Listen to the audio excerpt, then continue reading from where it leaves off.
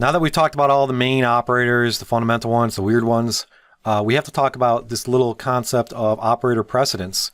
So this comes into play basically when, how do you evaluate the order of these operators? So operator precedence determines the grouping of the terms in an expression and decides how an expression is evaluated. Now you really don't need to understand any of this if you use parentheses, which we'll get to in a second, but you have to understand this concept because it's part of the language. It's part of understanding the language. So precedence is going to dictate the order of evaluation when two operators share an operand. And this is going to become clear with an example. So for example, the multiplication operator has a higher precedence than the additional operator. Certain operators are going to have different order of evaluations, right? So if you were to do a compound statement where you're performing many different calculations, for example, 7 plus 3 times 2, right? This can have multiple results. You have the addition and you're doing the multiplication. You need to understand, do I need to do the addition first or should I do the multiplication first? Because depending on what you do first changes the result.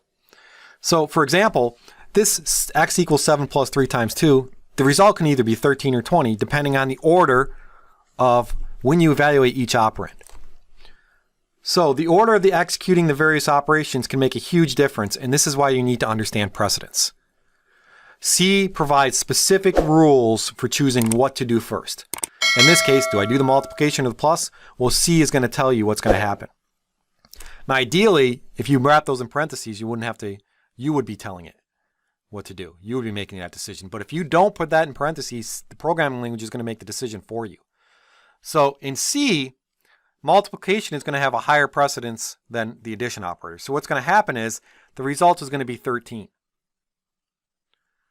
Right? Now you could either say 7 plus 3, which is 10, and then multiply it by 2, the result would be 20. Or you can do 7 plus 3 times 2, which is 7 plus 6, which is 13. So that's how you can have different values.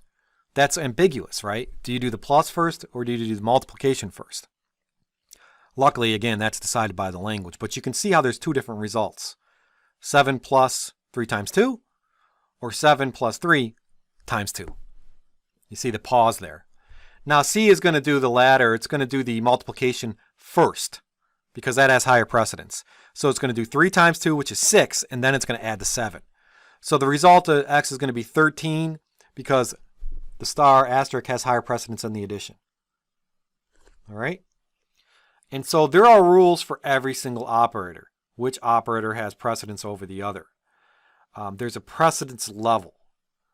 And multiplication and division have higher precedence than addition and subtraction. So they're performed first, for example. So whenever you enclose, now you can avoid all of this precedence and having the language decide for you if you provide parentheses. Parentheses will always group the expressions at the highest precedence. So if I say 7 plus 3 and I enclose that in parentheses, it's always going to do the addition first. If I say 3 times 2 and I enclose that in parentheses, it's always going to do the multiplication and then add whatever outside of the parentheses.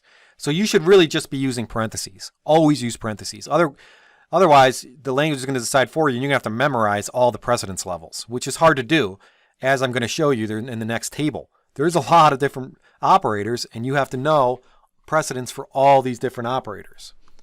So it can become very, very confusing.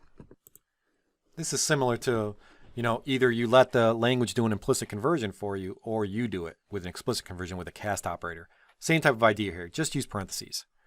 So if we look at this table, which we'll look at in a second, I guess, because I first want to talk about associativity.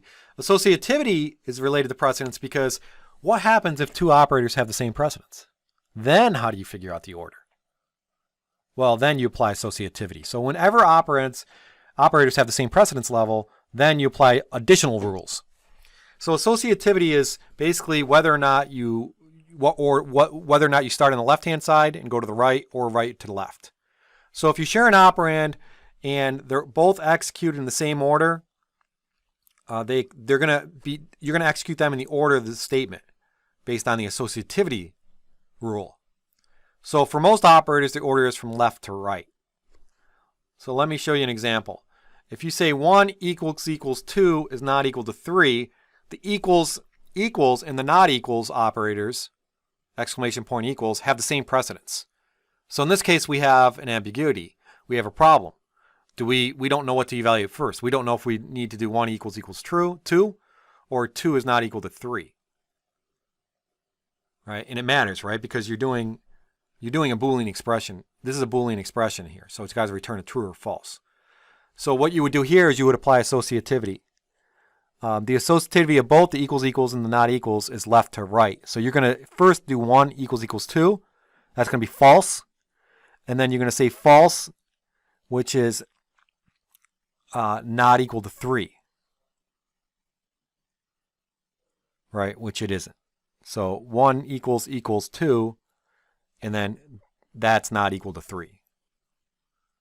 So the result is going to be false. So the expression on the left is executed first and moves toward the right. So how you want to think of that is basically it's equal to these parentheses. First you're going to evaluate 1 is equal to 2, and then if that evaluates true or false, you're then going to say is that equal to 3. Right? And this is confusing because it doesn't have true or false values. But 1 equals, remember, that's the comparison operator. That's not the assignment operator. And we're not using variables here, so it's even more confusing. But if you were to put these numbers in variables, you would just be saying like, if x equals y, so if x was 1 and y was 2, that would evaluate to false, because they're both not equal. And then if 3 was another variable, z, which is equal to 3, you'll say, does x equals y is false, z is equal to 3, so false is not equal to 3, so it would be false. So 1 equals true executes first, resulting into 0, false. Then 0 is not equal to 3, executes resulting into 1, true. So I said false initially, but obviously 0 is not equal to 3, which the whole thing would evaluate to false. The whole thing would evaluate to true, I'm sorry, because 0 is not equal to 3. So 0 not equal to 3, I was saying is false because they're not equals, but that means that it's actually evaluates to true. So pretty neat there. Now, here's our table that says all of the precedence and associativity rules, and it's very hard to memorize this. So again, what do? You use parentheses. But here is the table. The highest precedence level is at the top, so the postfix operators have the highest precedence level.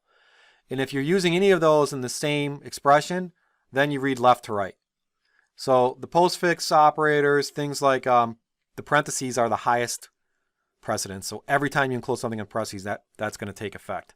But you have the brackets, and then you have postfix operators. We haven't talked about a couple pointer stuff, which is this dash greater than.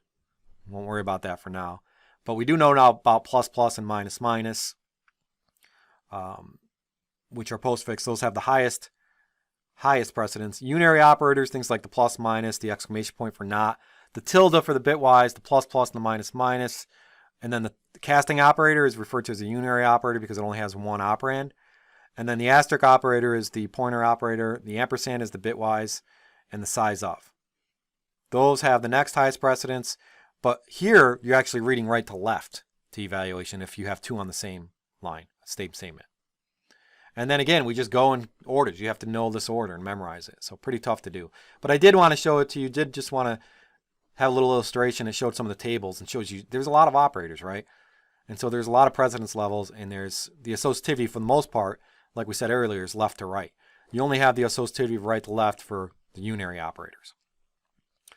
So the bitwise operators follow towards the bottom, all left to right. Conditional ternary operators, right to left. Assignment operators are always at the bottom. That's always evaluated last.